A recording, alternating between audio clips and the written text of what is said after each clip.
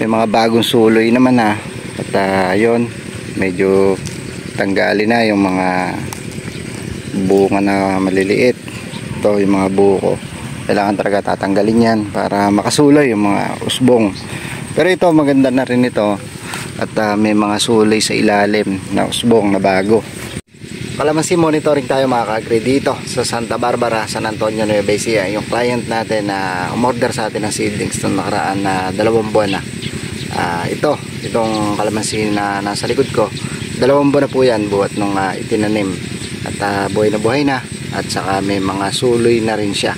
Ikutin natin ito at para malaman natin kung ano ang status niya, kung ano ang kailangan pa natin umento na ibigay dito sa kanyang kay Sir Rodel na kalamansian. Tingnan natin kung ano ang pwede nating mai-umento pa dito na pag-aalaga sa kanya, kung may kulang ba siya sa pag-aalaga o ano ba yung status ng kalamansian niya.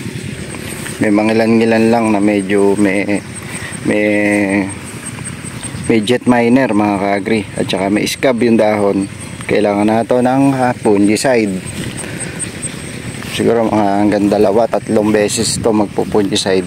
Pero may mga bagong usbong na rito, lumulusot mga bagong suloy. Pero buhay na. Ito daw ang naging mortality na to. Ang alam ko 2 piraso yung namatay dahil doon sa pagbubuhat ng seedlings papunta dito. Yung mga baguhan na nagbuhat, ang dala nila 3 kaya parang napuwersa yung pagbubuhat nila, kaya namatay. Yun ang hinala nila. Hindi talaga nawawala ng mortality ang kalamansian kapag nagtanim ka. Talagang may namamatay, pero napakakonti ng pagkamatay ng kalamansi na to. 2 lang. Tagulan na, naalagaan ng ulan at hindi naman siya nabababad kasi nga bukirin nga ito. Mapapansin nyo, puro bukid sa tabi at mataas yung ginawa naming land preparation dito. Ito mga ka-agri, ito yung pinaka ilalim niya, tapos may gitsang dangkal yung taas niya dito sa kumbaga pinaka flooring niya. Yan o. Kaya hindi siya matutubig.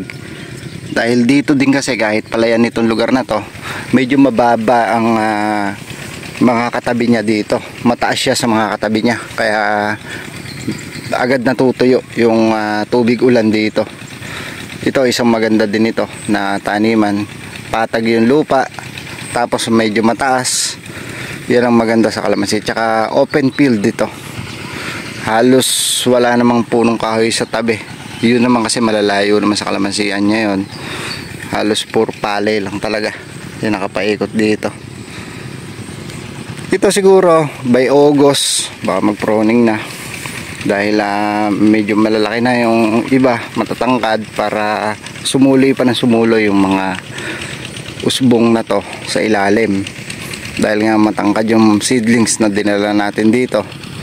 At kailangan din talaga mag-pruning na ng maaga. Top pruning mga ka-agri ang kailangan na to. Siguro by August makapag top pruning kami dito.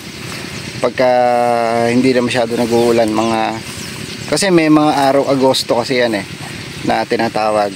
Itong mga matatanda na mga magsasaka. Pagka August kasi minsan may mga pag-aaraw dyan na naabot ng kalahating buwan hanggang 20 days. 15 to 20 days. Yun, tatapatan namin yun, magtataproning. Kasi kung magtataproning ka na umuulan, baka pasukin lang ng tubig yung pinagputulan, pasukin ng tubig ulan, baka matuluyang mamatay.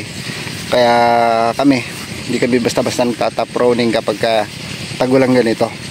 Kaya humahanap kami ng magandang panahon, at least maka 3 days man lang na maarawan na naputol yung mga pinagputulan ng taproning yun, para maghilom yung sugat.